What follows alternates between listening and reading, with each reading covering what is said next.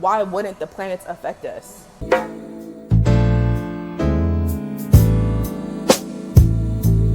Hey guys, welcome back to my YouTube channel. If you're new here, hi, I'm Sierra, and welcome to my side of the internet where we see what others do not.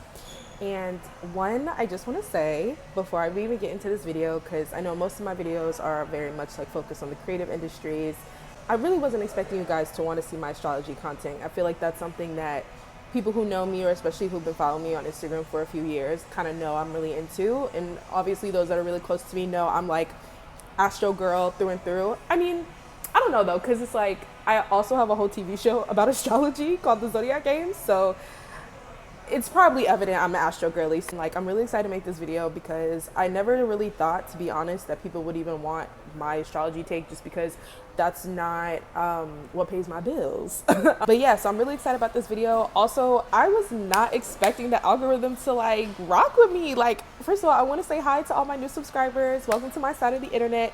I'm so happy that you're here. Honestly, if you watch back in some of my former videos, like I've been kind of battling with like being consistent on YouTube. And like I made the intention, like when I turned 25, that like no matter how many views I get, like I just want to be myself. I just want to talk about the things that I'm into, and hopefully that will attract my tribe, and it will attract people that are also like-minded. So I was not expecting all y'all to be here, so welcome. And so yeah, so today's topic is how to use astrology to your advantage. I know usually when people think about astrology, they think about, you know, like your sun sign or like your big three or your birth chart.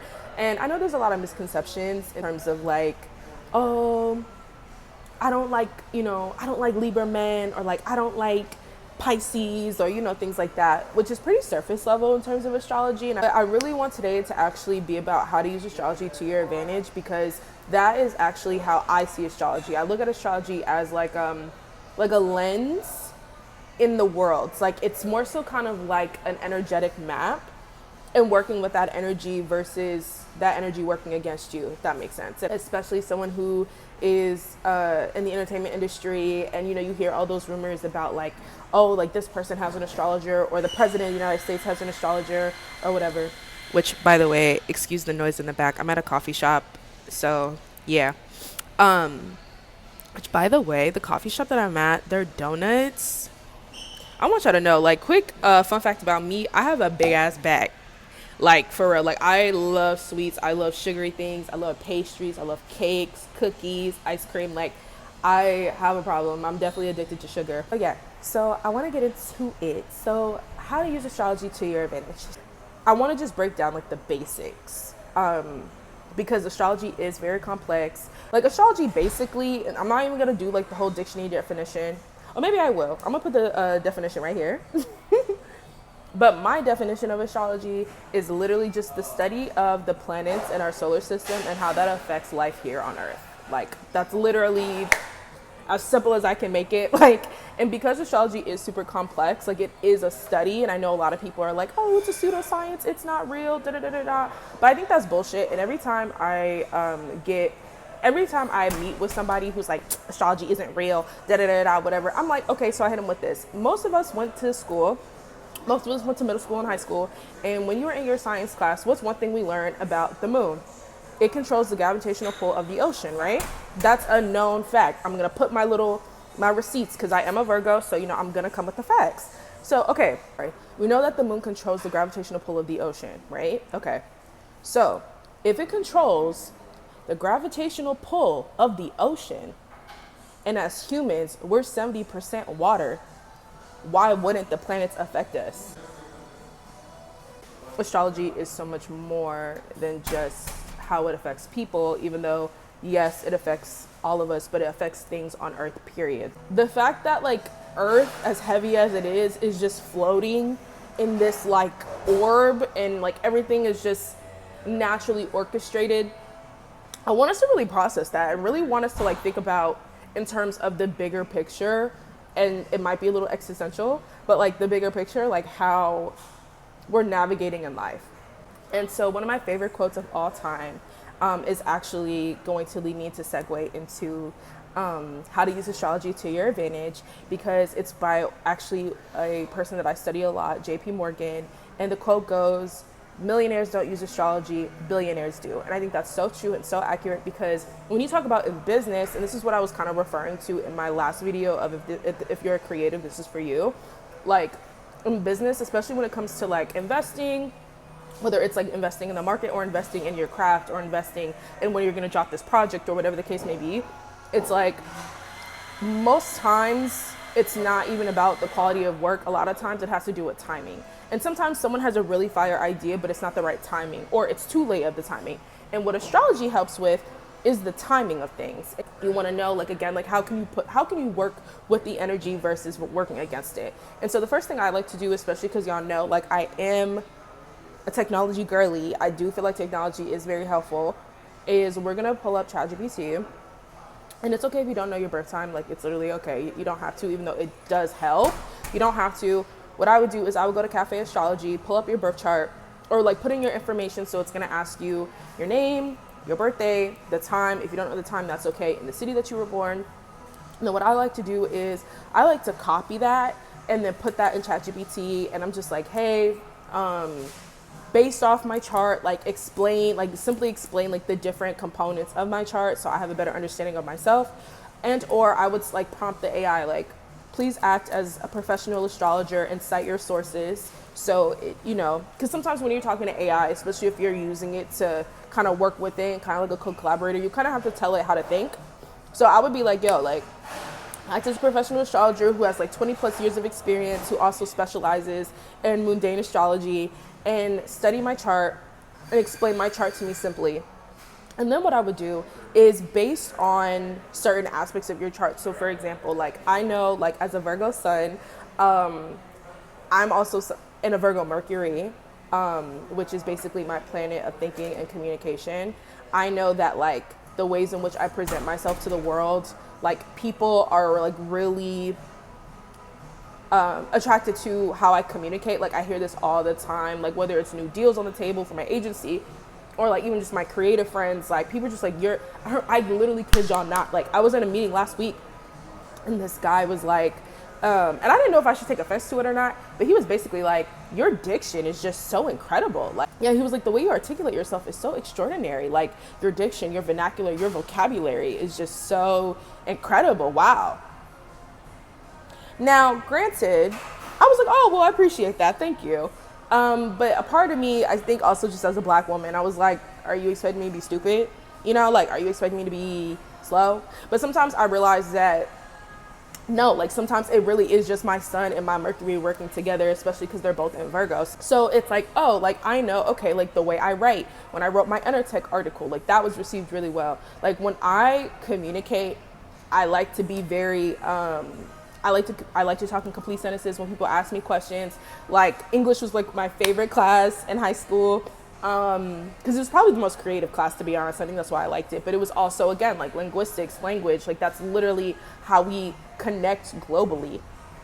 So for me, it's like, okay, like I know that is a strong suit of mine. So I know when I write something, when I work on my TV show, when I work for a client, when I do a marketing campaign, the ways in which I articulate myself is my strong suit.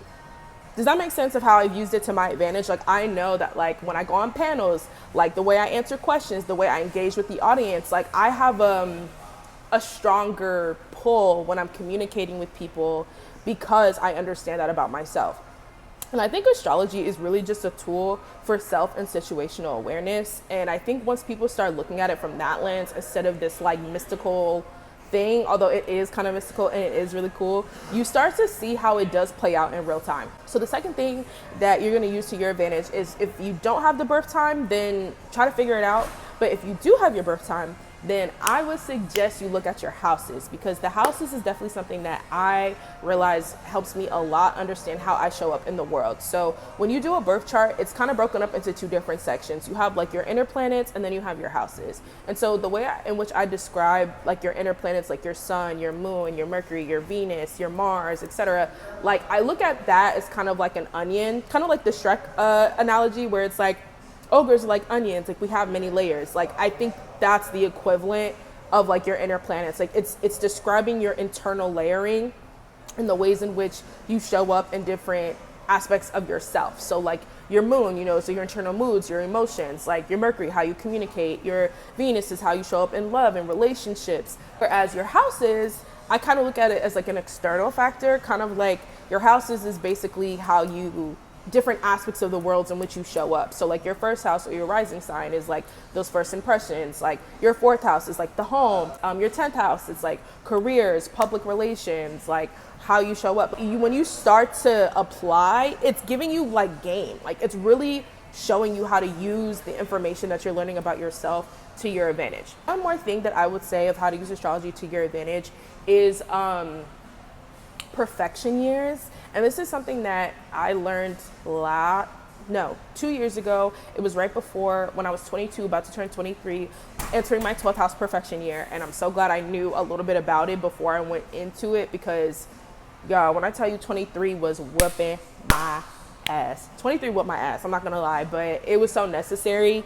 And now that I'm in my second house perfection year, I like look back in the reflection and I'm like, yo, like that makes so much sense on why I had to go through that. So basically annual perfections is a type of, or like a technique in astrology that kind of shows you major life themes throughout that year.